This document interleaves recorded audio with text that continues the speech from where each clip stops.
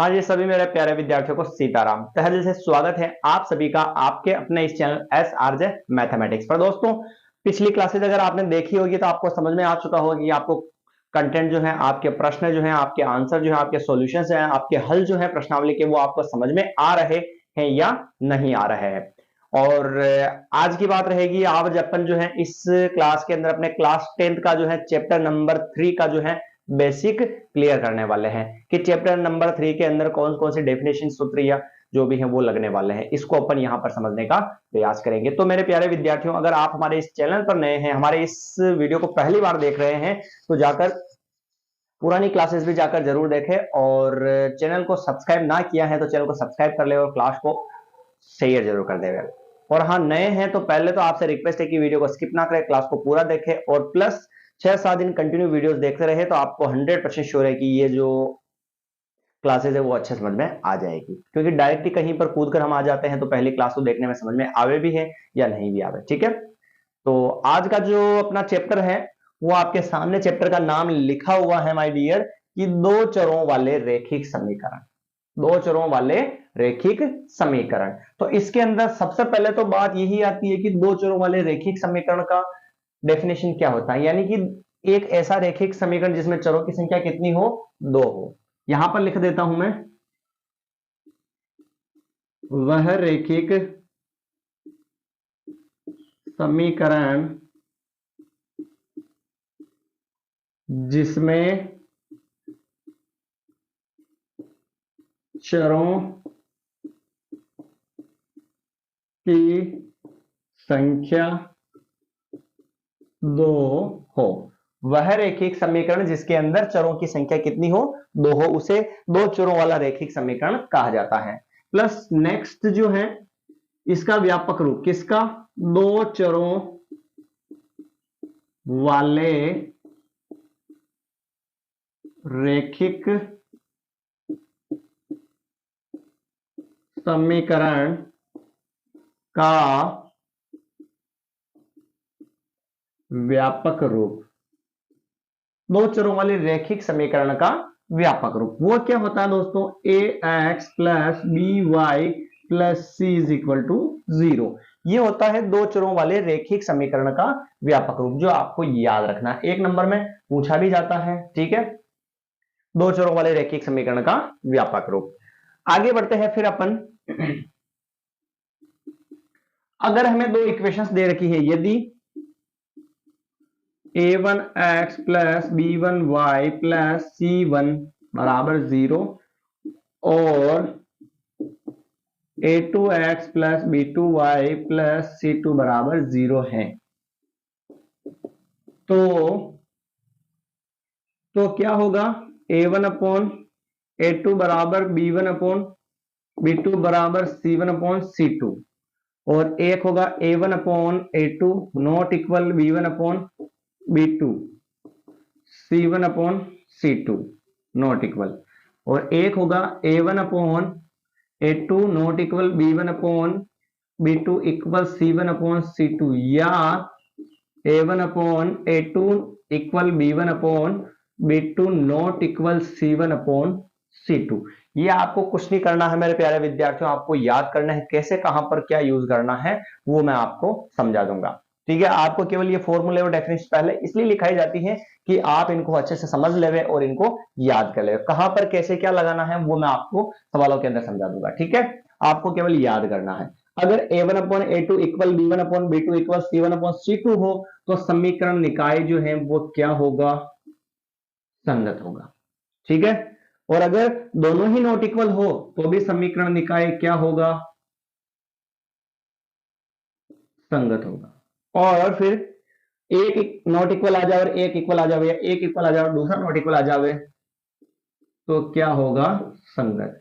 संगत का मतलब ये समझ लो जैसे अच्छा लगना, दोनों ही बराबर होंगे तो ही अच्छा लगेगा हमें। एक ऊपर होगा, एक नीचे होगा, एक छोटा होगा, एक बड़ा होगा, तो मजा कैसे आएगा, वो बराबर अच्छा नहीं लगेगा। ठीक है ना, तो इसलिए यूं समझो कि दोनों बराबर है तो भी संगत, और दोनों बराबर नहीं है तो भी संगत, पर दोनों में से कोई एक बराबर और एक बराबर नहीं है तो वो क्या हो जाएगा, यहां पर असंगत हो जाएगा। ठीक है भाई, आगे बढ़ते फिर।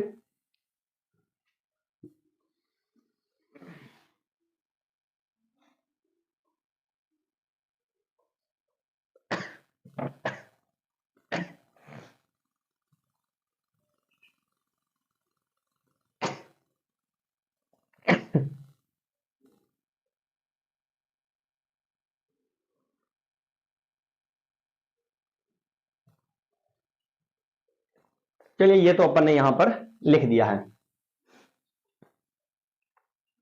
और भी है इसके अंदर फिलहाल, ये चौथे चैप्टर में रह गया। नॉट इक्वल ये भी हो गया, ये भी हो गया, ये भी हो गया। चलो ठीक है।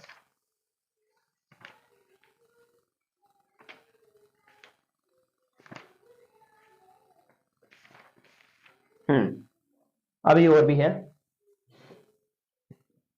ये तो थी संगत असंगत की बात, ठीक है ना। अब इक्वेशंस के हल भी पता करना है और उनके प्रकार भी पता करना है। तो जैसे कि मैं यहां पर लिखूं a1 upon a2 not equal b1 upon b2, और a1 upon a2 not equal b1 upon b2, या फिर c1 अपॉन c2, या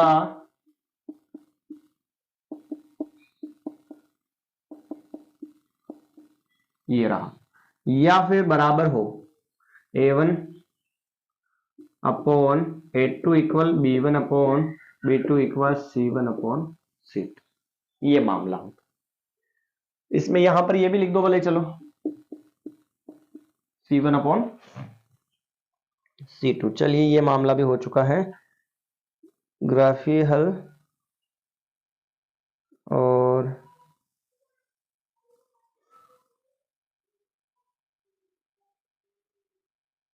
बीजगणितीय हल।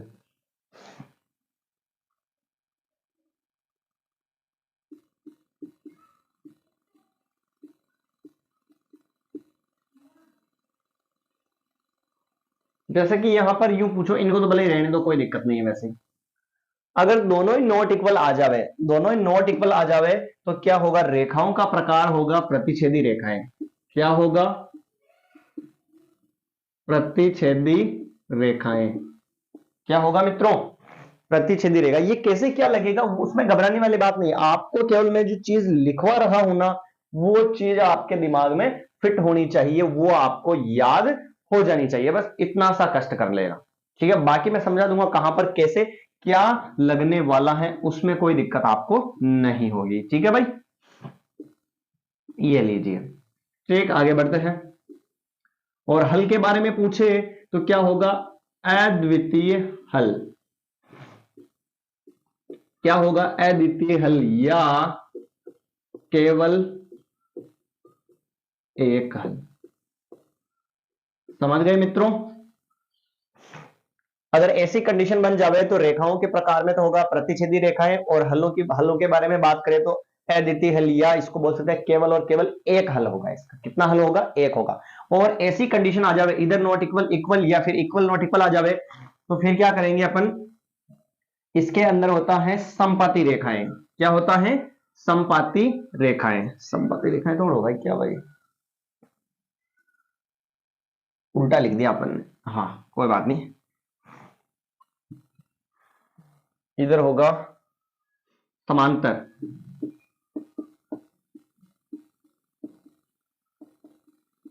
समांतर रेखाएं, और समांतर रेखाओं में समझ गए भाई, यहां पर होगा अगर प्रतिच्छेदी का मतलब तो याद रखना ऐसे कट करेगी।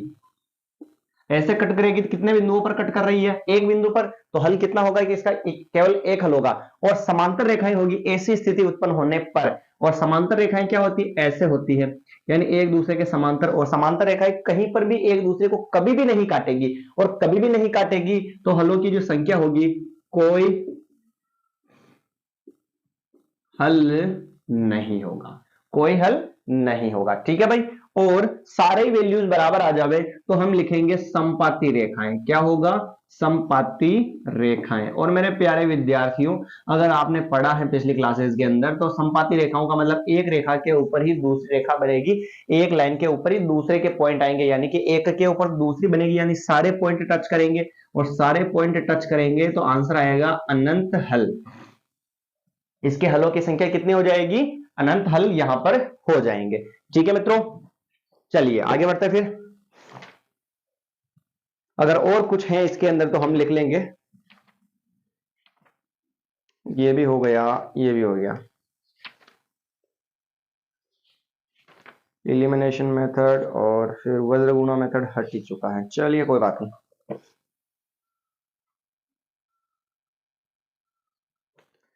ठीक है, तो ये था अपना बेसिक।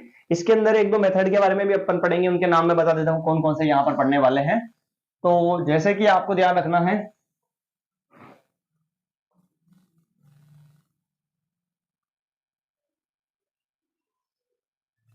बता दूं मैं, समीकरणों को हल करने के लिए दो चरों वाले जो रेखिक समीकरण है ना, इनके हल ज्ञात करने के लिए जो है, एक तो आएगा अपना ग्राफीय विधि। क्या आएगा? ग्राफीय विधि। इसके बाद में आएगा प्रतिस्थापन विधि। इसके बाद में आएगा एलिमिनेशन मेथड यानी कि विलोपन विधि। एक और भी आता है मेरे मित्रों,